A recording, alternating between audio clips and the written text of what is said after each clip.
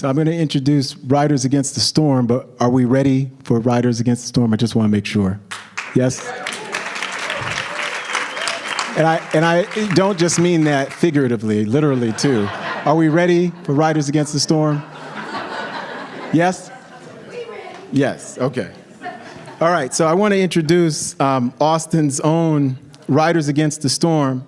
Ghislaine Kidada Jean is an Afro-spiritualist storyteller, Haitian, performing artist and educator. She is also the founder of QDL Education, a platform navigating Black women through inherited racial distortion, decolonizing the Black woman's internal landscape, and ceasing her energetic hemorrhaging. I love that. Jonathan Shaka Mahone is the founder of DAWA, Diversity, Awareness, and Wellness in Action, a nonprofit that uniquely focuses on supporting BIPOC musicians, artists, creatives, social workers, integrative healing practitioners, hospitality, and service industry workers. DAWA has distributed $250,000 in unrestricted funds to these communities since its creation in 2019. His work was recognized by South by Southwest via their 2020 Dewey Weinburn Community Service Award and by Div Inc. in 2021 via their Champion of the Year Award. Together, they are the Austin-based institution and award-winning hip-hop duo Riders Against the Storm. They are also co-founders of Divine and Conjure, a production company focusing on empowering audiences through creative programming. Riders Against the Storm have performed throughout the United States, Europe, and Africa. They have performed on stage with numerous world-renowned stars. Without further ado, Riders Against the Storm.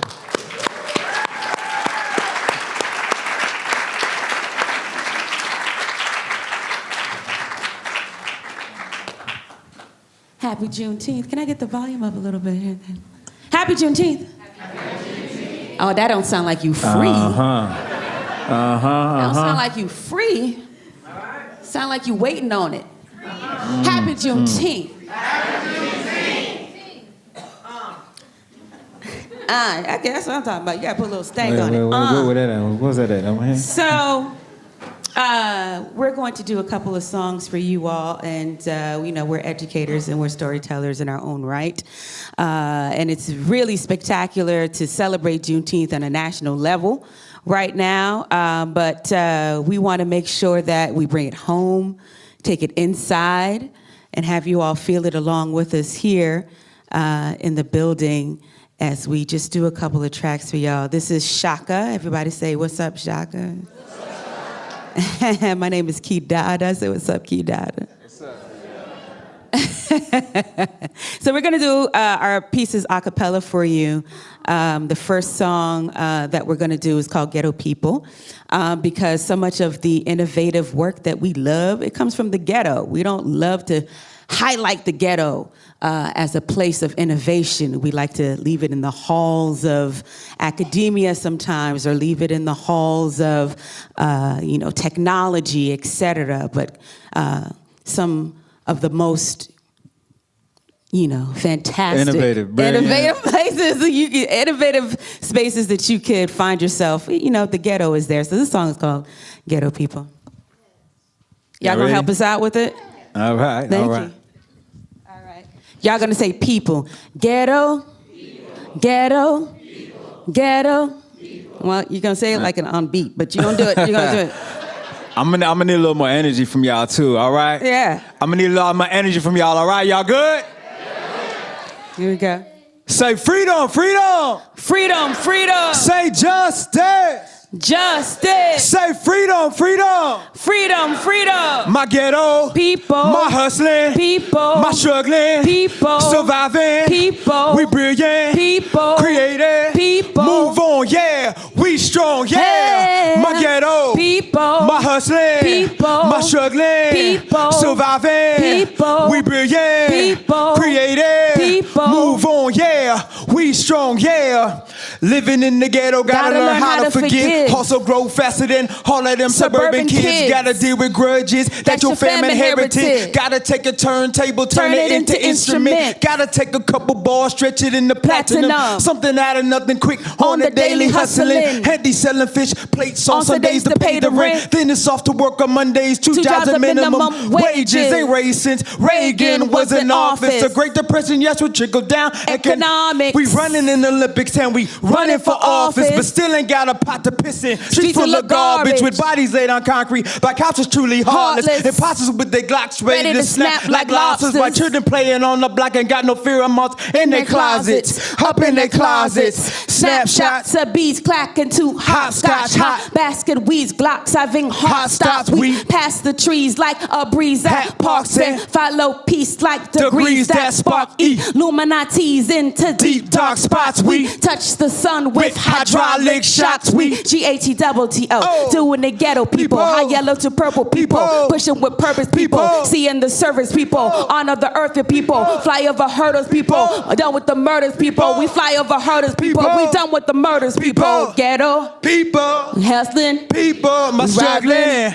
Surviving, people, we brilliant, people, creative, people, move on, yeah, we strong, yeah, my ghetto, people, my hustling, people, my struggling, people, surviving, people, we brilliant, people, creative, people, move on, yeah, we strong, yeah. She got 1 bag of rice and 3 cans of beans. Throw in a little salt for the seasoning. Keeping the family alive, a probably no easy thing. As kids sit watching cars roll by with shiny thing. From the window, he could dream and he could fly like Jordan with wings. In the mirror, pretending she got golden diamond ring. But all she got right now to hold a bag of onion rings. Sipping a cola slow from bottle like it was champagne. Watching the living room like Monroe cause she practicing to be the next Tyra Banks with legs that's pencil thin. Brothers laughing, hanging out the window, feeling the wind. You ain't a model Lebanese, you just an ugly thing. With your glasses, skinny legs, nappy hair, and black skin, look like an African on TV with that lady starving. Man, forget what you say. I'm an African queen and you black like me, so why you cracking? Okay. We got a history that we can take pride in. The ghetto ain't a home, just where we reside in. Yo, you wildin', a black woman where you confide in. She greet you and feast you in record timing. Given to Adam so he can recline in the bosom of the sweetest, reminding her hips where we were designed in, where our fathers rising. Music of the highest order got us all smiling. My ghetto, people, my hustling,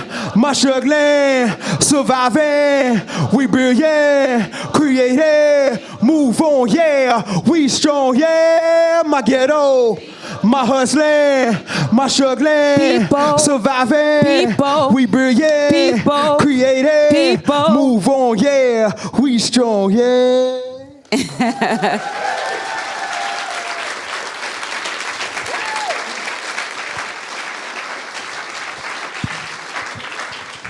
So, we are Riders Against the Storm. Our name comes from a group called Sweet Honey in the Rock. Y'all some PBS listeners, y'all know Sweet Honey in the Rock. Like, oh, yes, yes. We go in a lot of spaces, a lot of people don't know who they are, so I assume y'all know that's what's up, that's what's up. They're an all-black female a cappella group. They sang freedom songs. Inspired us as young artists. They have a song called Ella's Song where they took words from Ella Baker. And part of it is we who believe in freedom cannot rest until it comes. But later on in the song, they talk about passing the torch to the young who will run against the storm. That's us. The torch is handed to us. And it's our job to continue that. So, you know, as artists, we take our role. We don't celebrate art from politics or cooking or fashion or anything. It's all one thing. And so that quote that Yake read is really important. And sometimes in the city, artists have been used. Well, for a long time, let me say in a long time in the city, artists have been used. We've been put on the front page, but we haven't benefited from the growth and economic development that literally overwhelms at this point if you're born and raised here.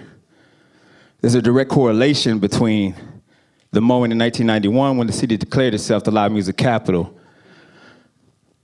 and the displacement of black people. 1991, black people were 12% of this population. Today, under 7%. We moved here 13 years ago, and the black people that we met, we often hear a lot of times, people move here, where are the black people at? We had no problem finding black people in Austin. It was almost immediate, Cedar Avenue. It's where we found them. A place called the Arun Center of Cultural Arts. But this conversation needs to be front page, that it's time for everyone in this room, everyone in the city to invest in the people that made this city what it is. There's no Austin without us. Who's us? That's black musicians, that's black people. There's no Austin, there's no city without us. And so I wanted to just give a shout out to Dawa. They mentioned it. Please go to the website, dawahills.org. I didn't hear a lot of noise, but we distributed over $250,000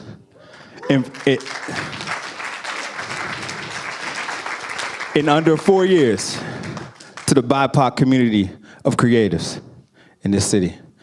This piece is called Brave. We need to be brave. We need to come up into spaces and we need to speak our truth. I won't have it, don't box me in. Black skin, strong mind, God's spirit, and a fit of leaving. The plantation, escaping, erasing the pain. I saw a man that was blind walk onto the train. Now he stood next to me, no expression on his face, just a slight head jerk as the train moved away. And I imagined how he walked in complete darkness, down to the subway from his apartment. How'd he know which way to turn, which way to go from his crib? Somebody had to teach him how to show him how to live, and I imagine all the teachers in the time that they took. Taught him how to read without touching a book. Taught him how to see, what to eat, how to cook. With no eyes, my brother on the train made me look deep into myself and all the excuses, all the self-doubts and the lame executions, all the ways I run from the things that need change, all the ways my vision plays tricks on my brain. See, they use our eyes to keep our heads to the pavement, instead of to the skies, to the heavens, towards greatness. Inspiration, motivation, the basis. Without it, we blind. 2020 is wasted. The door is open, and my brother disappeared. Soaked up into the crowd like a tissue grabbing tears. I stood up and looked around, watched him slowly climb the stairs, and I wondered to myself if anybody cared. If you lost your vision, would you still think the same? Would you sit and wait for somebody else to blame? I'm not saying that life don't put boulders in your way, but do you see them as a lesson, or do you run away? I'm not gonna be a pawn. I'm not gonna be a slave. I'm not gonna be blind, and I'm not gonna behave. But I will use this voice and talent that God gave. I will stand on my own and keep the faith. I will always remember my brother on the train. He taught a lesson without speaking about how to be brave.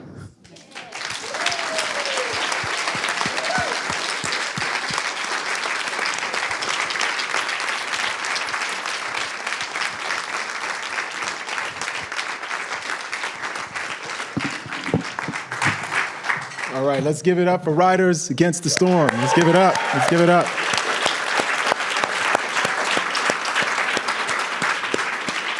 That's really beautiful, and it's a beautiful message to see when we think about Black Austin and the history of Black Austin, which so often has not gotten its due. It's so great to see folks who are in here who understand that we cannot be the tech capital of the world. We cannot be the music capital of the world. We cannot be the beloved community in this great city where we have everybody here but Black people. It's important for us to understand that, right? I remember growing up in New York City, and they used to always say Burlington, Vermont, and certain cities were like the best cities to live in. And I used to ask people, why? And I found out they had all the ice cream you could eat and no black people. So they said, these are the best cities. You go to Burlington, you get that ice cream and there's no black people around, right? And I'm like, well, no, I mean, we need more flavor than that, right? We need more flavor than that. All right, we're gonna go to our panel 2, which now is just me and really one of my favorite people who's so inspiring, Rudy Metayer. And Rudy, we're gonna sit right there. Rudy Metayer, and we all know Rudy, who's such an important part of the Austin and the Texas landscape, proud Longhorn as well. The son of Haitian immigrants, Councilman Rudy Metayer is of the first generation in his family to complete higher education, graduating not only from the University of Texas College of Liberal Arts with a BA, but also a master's in public affairs from the LBJ School of Public Affairs, and a doctor of jurisprudence from the University of Texas School of Law, Hukum. Before joining Graves, Dougherty, Huron, and Moody, a premier litigation law firm in Central Texas, Rudy served as special counsel to the Health and Human Services Commission. Rudy is married to his amazing wife, Letitia, and the father of 3 wonderful daughters.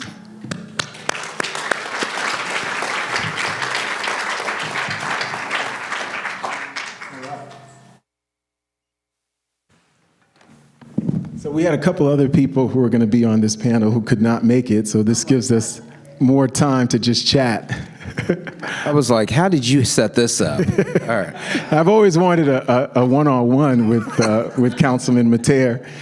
This is about disrupting systems that weren't built for us. As somebody who has been so impactful in terms of, both as on the city council of Pflugerville, but also you've been such a impactful alum and booster for the University of Texas, but also the LBJ School of Public Affairs, the law school. Let's break that down, this idea of disrupting systems that aren't built for us, especially in the context of Juneteenth. Because as somebody, I think Rudy's one of the amazing people who I've met here, and I've been in Austin for 8 years, but Rudy bleeds burnt orange. I'd say, and I've got panels, Rudy and Dr. Reddick, Rich Reddick is here too, but you talk, it's not just right there in terms of them shoes. Rudy bleeds burnt orange, right? And I think that's really important. And I want to give a shout out, we have precursors in the room too. So can folks stand up who are really some of the important first generation of African-American graduates at the University of Texas, and they bleed burnt orange too. So I want to talk to you about that, because I think one of the things I've been saying in the midst of this backlash is that when we share the story, and we had a great panel, and we just had Riders Against the Storm, and I think you embody this, which is why I want to get this out, is that the search for freedom beyond emancipation is based on a deep and profound love of America, a love for Texas by black people who are also staunch critics of racism. They're staunch critics of racial injustice. They're staunch critics of racial terror.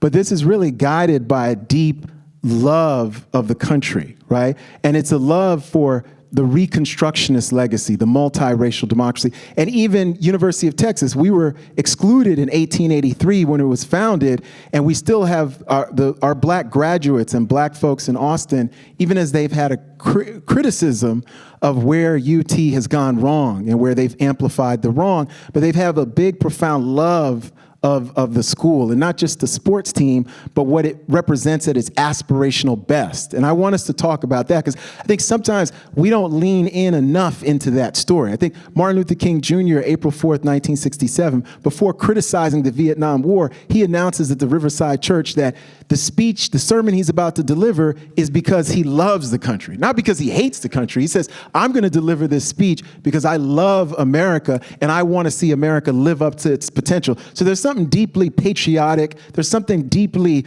American about that somehow gets misunderstood. And I think you exemplify that, which is why I asked the question. Well, you're too kind, first of all, and such an easy question. I'd say this. I think that it gets lost in the discussion more often than not that we can be proud patriots, loving our country, loving our state. I mean, you know how Texans are. Wherever you go across the country, you're a Texan. You go across the world, you're a Texan, no matter what. Period, end of story. But be disgusted and concerned about our politics. Be disgusted and concerned about our policies. Be disgusted and concerned about what's going on with the leadership around us. And you brought up the precursors, and part of for me, my history, getting on campus here in 1998, being the first top 10% class, and now seeing essentially the things that happened during the Hopwood period come back on campus now. It makes you wonder, and you do an excellent job of speaking about history, Peniel, about how we give this narrative that history is something that's linear. That you just go forward, hey, listen, I got rid of slavery, I got rid of Jim Crow, Civil Rights Act. Hey, we're good, right? That's just the way it is.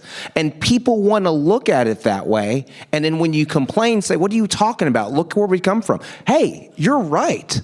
We have come from a long place, a place where, hey, things were much worse than were before. But we also need to be realistic about what our history is. We're talking about the precursors. We're talking about Swat v. Painter.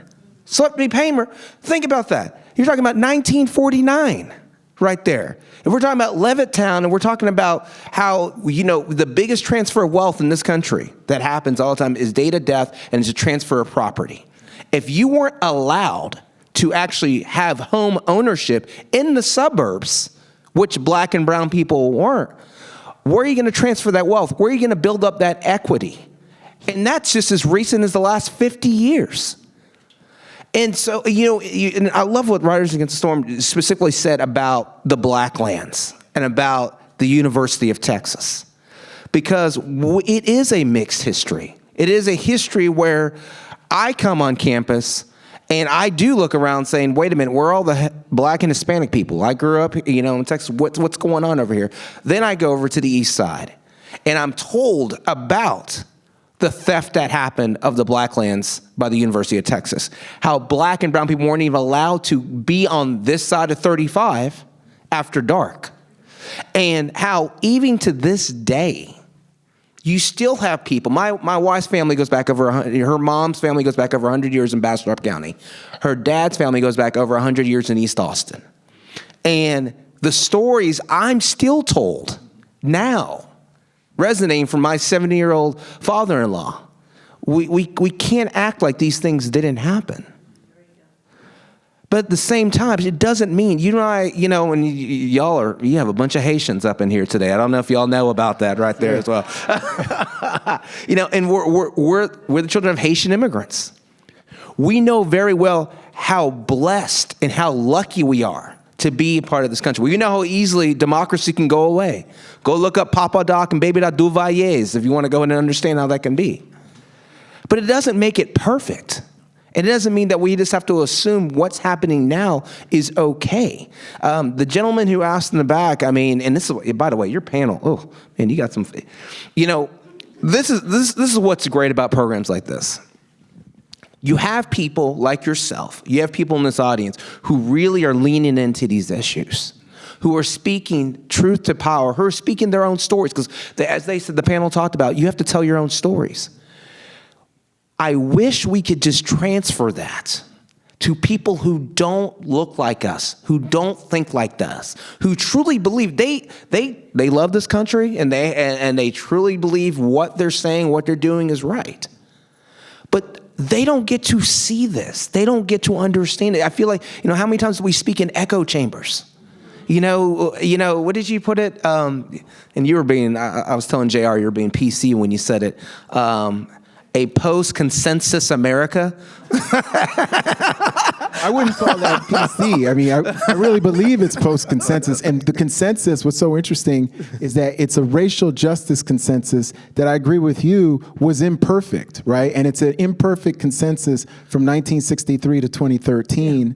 And I think what's extraordinary, though, about that consensus is that 50-year period is the 50-year period where more women and people of color built wealth, got degrees from places like the University of Texas, became entrepreneurs, became elected officials, including yourself, right? Became presidents of university. Think, we had black presidents of Ivy League universities before Barack Obama. Yeah, we had Ruth Simmons, right? That's how before you could get a black president, our proof of concept was Ruth Simmons, President Ruth Simmons of Brown University. So that 50-year consensus, as imperfect as it was, actually produced the greatest material benefit for both black people, people of color, but I'll always add, and white people. Yes. That's the whole thing. It built up wealth for them, too. That's the part that gets lost in all these discussions. I can't emphasize enough how frustrating, him and I are close friends, we talk about this all the time, is that, when we talk about diversity, equity, inclusion, we act like it's just a benefit for people of color. No. This is a huge benefit for white people, for white America, to better understand viewpoints and ideas that they're not in those circles. They don't understand. They've never lived in those shoes.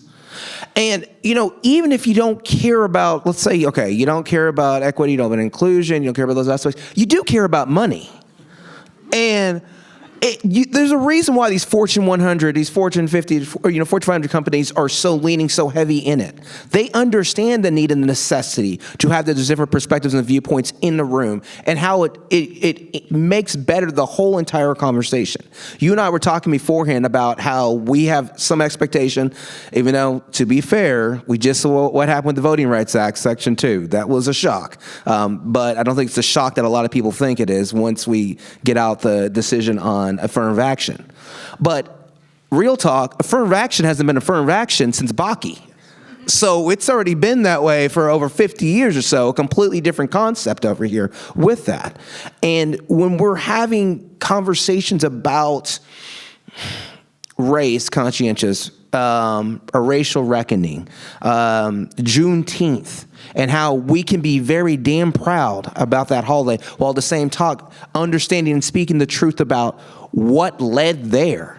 One of the frustrating things is that I've heard numerous times over this, particularly this last session, people say that they don't want their children to be in a place where they feel bad about themselves in the classroom because of history. I don't remember that conversation when I was one of the few black kids in the class talking about slavery, talking about lynchings, talking about all these things that happened over there. That was never discussed. And, that's in that hypocrisy. And to be fair, it's the same hypocrisy that we hear that, that they're not cognizant of as they speak, that when we talk about DEI. Rudy, I'm all for diversity. But that whole equity and inclusion thing, I don't know anything about that. People really believe that. They do not understand, how do I put it, a PC word? The inconsistency, in articulating that. And that's the stuff when you tell your truth, explain and talk about these things. Because obviously if we went around and we started yelling to people about how they're wrong, I am so proud. Talk about the precursor set the example for us. And leading now, clap for them, absolutely. For what they did on this campus and leading the charge on that is amazing. I'm just as proud to see students like Sam Jefferson and Allison Yee and what they were doing regarding this latest DEI effort, rallying all the colleges across the state to speak truth to power on those issues. We need more people to do that, to tell these stories. Obviously, if we thought that, yelling at everybody was going to get things changed, we'd be okay right now. So what needs to happen is that since we live in a, post-consensus, I'm going to call it, this is what I use, and I know there's a generation here who has no idea what I'm talking about when I say this term. We live in a choose-your-own-adventure society. And living in this choose-your-own-adventure society, for those who don't know that term, there used to be books, that you would say, well, if Randy's going to go over to the river, go to page 39. If Sally's going to go ahead and go to the store, go to page 52. That's the world we live in now. You know, we have our silos. And if we're going to actually fix a lot of these issues, we're going to have to break out, God bless you, out of these silos and start talking to people their different ones. Things that you do, things that JR does, people like myself who we reach out. Rich does a phenomenal job of doing it, articulating to people, hey, I get where you're coming from, but let me tell you my story. Let me tell you my perspective over here as well. Because it's only going to be those interpersonal connections that are going to change things. Because right now, it truly is a world where you have two very opposing views being thought about, and we're sharing the same space, but we're not sharing the same mind. That's great. I want to lean into that, especially we're celebrating Juneteenth today, 2023, in Texas, really right in the aftermath of, you talked about the ledge in this past session where tenure was under attack, a session where DEI was successfully marginalized and has to be gotten rid of or rebranded or however in public universities. But this is also in the wake of the critical race theory hoax and K through 12 education and assaults on Black history, and especially with Texas, even different from Florida, and Florida has been at the leading edge. But Texas, this is especially hurtful. I won't even say ironic, because I don't think it's ironic. I don't think these are aberrations. These are juxtapositions. America, like Texas, has always been two things at once simultaneously, right? So we have to understand our history. There's a duality, and there's a dueling history, D-U-E-L-I-N-G, and there's a duality to our history, D-U-A-L-I-T-Y, right? So, but it's especially hurtful that on the third anniversary, both with the Freedom Summit that we're having in person because of COVID, we had it online.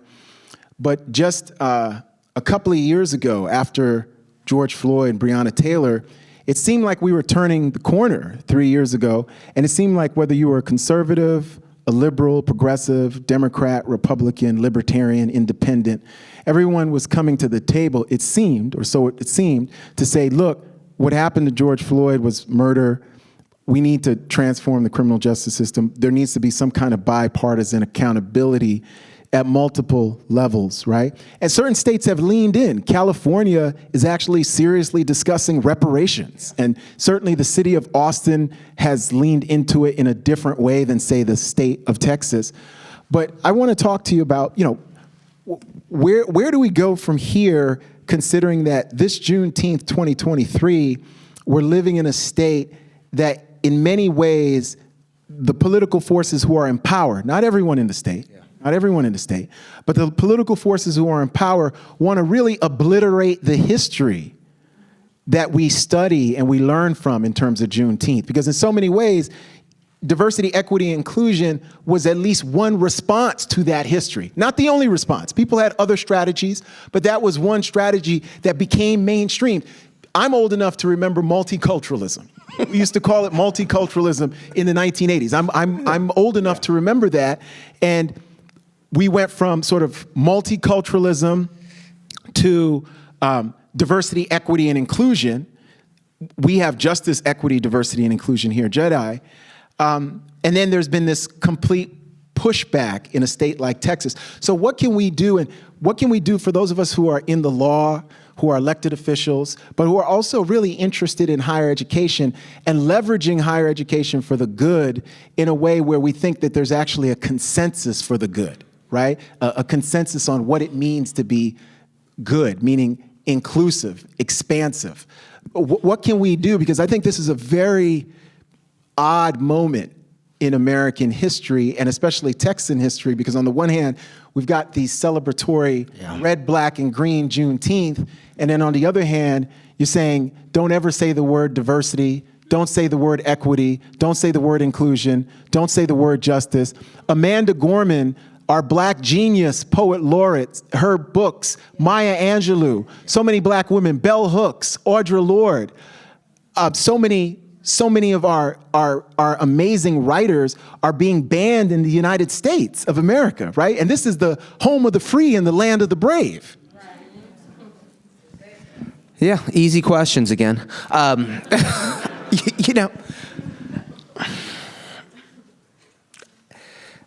I laughed when you said I'm old enough to remember multiculturalism, because the Multicultural Information Center at UT, Brenda Burt, that was a haven for us, coming here as well.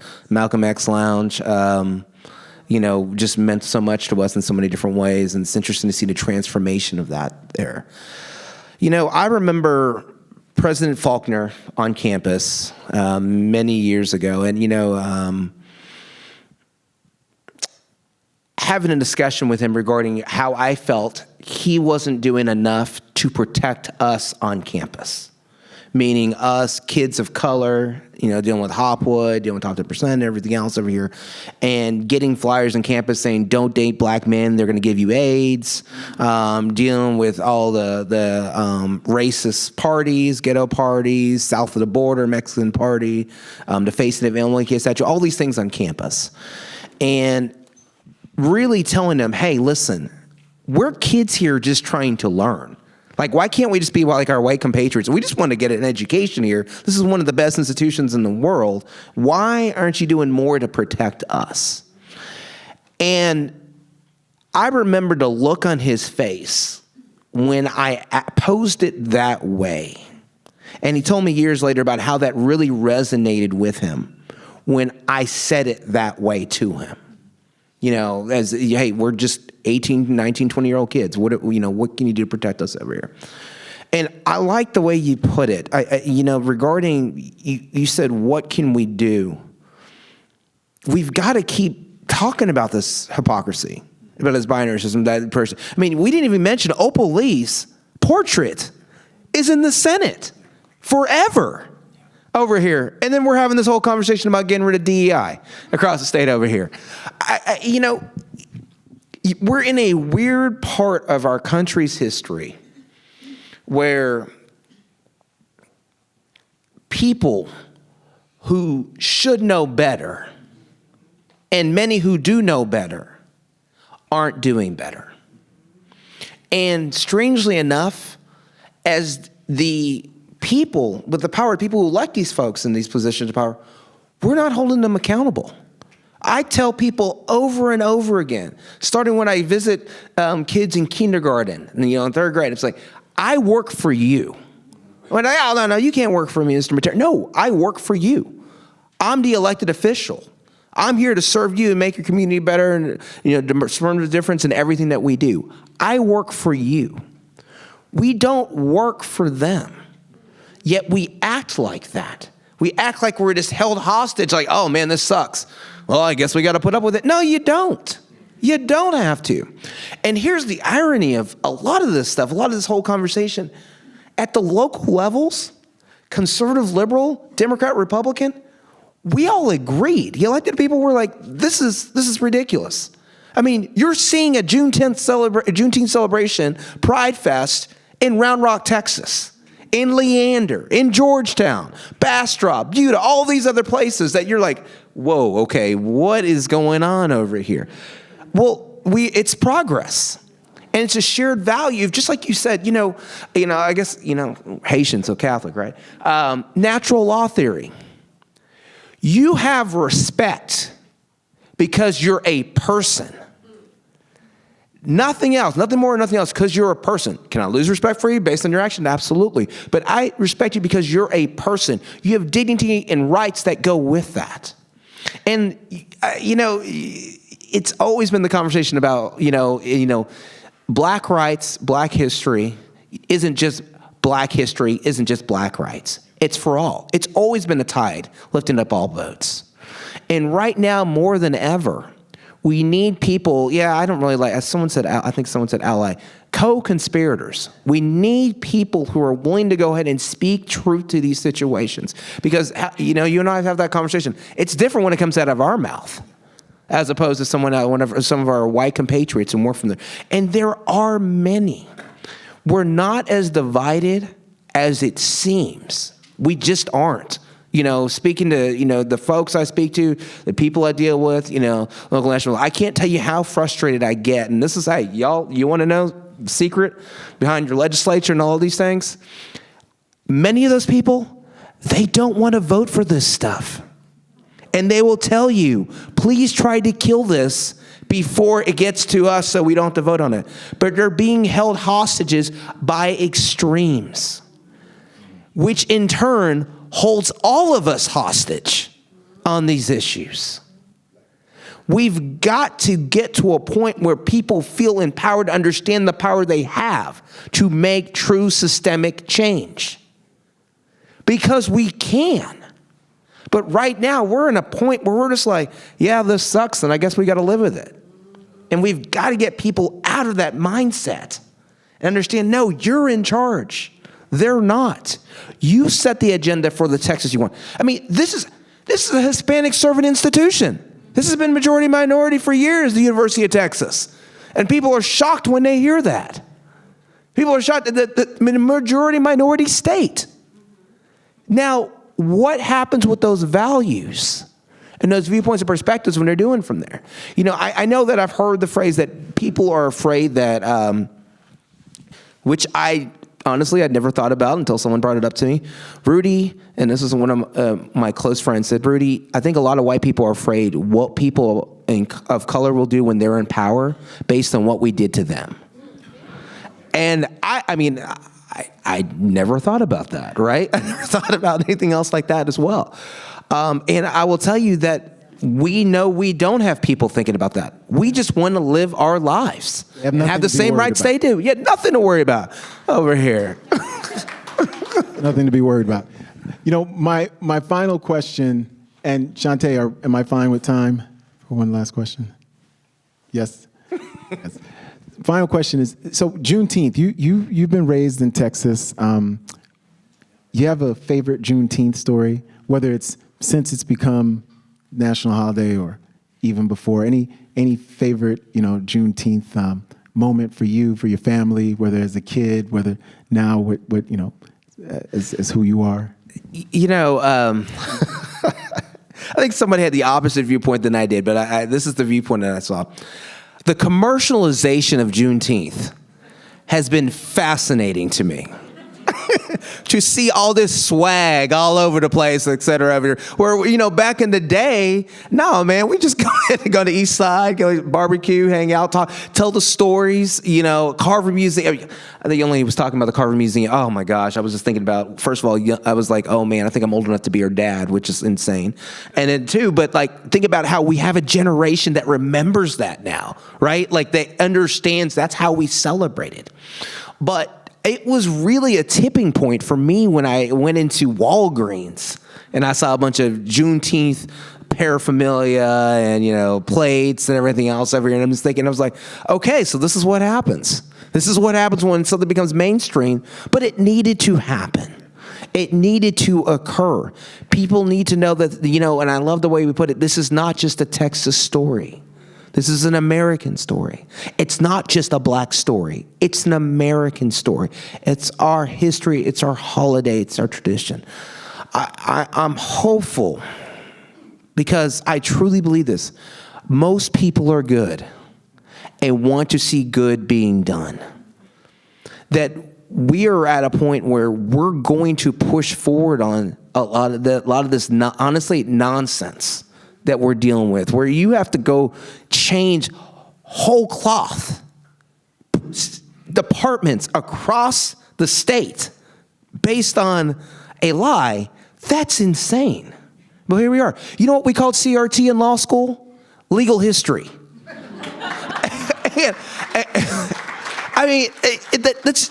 These things happened. These are real things. The Color of Law. If y'all want a book to go ahead and read The Color of Law. It was not controversial because it was true. We talk about places like Mississippi and Alabama. No, it's true about racism in San Francisco, racism in Austin, Texas. These are real things, and we've got to tell the whole truth. Often, I keep hearing over and over again from my compatriots, we have different viewpoints. Rudy, we just want to be able to tell history. We want to be able to tell the whole history. Well, your words are different than your actions. And we've got to remind them, hey, you said this. This is what you're doing. And as people, again, we've got to realize that we're the ones in charge to tell them what they should or shouldn't be doing.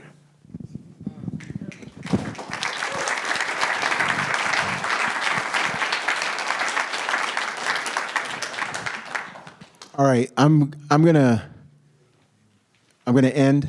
Yes. We're good. Okay, yeah. Oh. Okay. No. So You know who the boss is around here. yeah, absolutely. So in terms of that, because you speak to so many different people from all walks of life with different perspectives.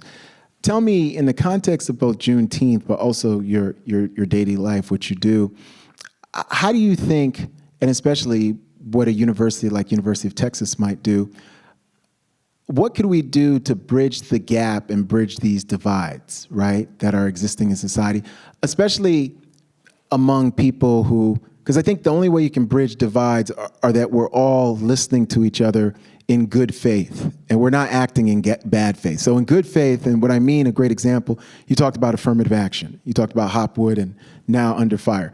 Good faith is that we may say to ourselves, we're on opposing sides, but we want to see more racial, ethnic, gender inclusion at the University of Texas, but we have a good faith disagreement on how do we best go about that. But ultimately, we both want to see better numbers. We want to see, the precursors recognized. We want to see all of that, right? Bad faith is that I actually don't want to see a more diverse University of Texas, and I'm still trying to engage in a discussion with you, right? So how do we get a good faith discussion, especially you talked about legislators, for instance, who you say, hey, they tell you, Rudy, we'll kill this in committee because the extremes have set it up where to keep my position, I have to vote on this. Of course, we can have a critique of that person, but putting that aside, because I think that's also very real, right? Like where we are at in our politics, that is very real. So you might have good people who are sacrificing aspects of their principles or their integrity to keep a position, and that's sort of between them and their God. But for us who become recipients of that bargain, what can we do at the University of Texas? Because we're under such fire as a too woke institution, a too liberal institution, a too progressive institution. We're under fire as we are indoctrinators. We don't teach, look, we're talking about Juneteenth here. The indoctrination continues. Just mentioning it, right? Just talking about it, even though it's really American history, right?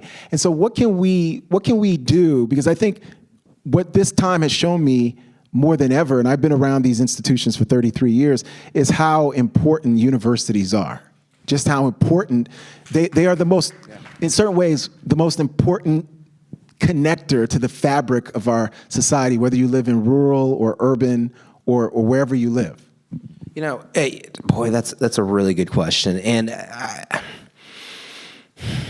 for me, what I've seen, and I love what JR's done with the LBJ School, is that you should be able to have a place where you can have various different viewpoints and ideas debated and discussed. You need to have that. How many times you and I have had this conversation, major legislation in this country has come from, the majority of it from, if not almost all of it, divided government.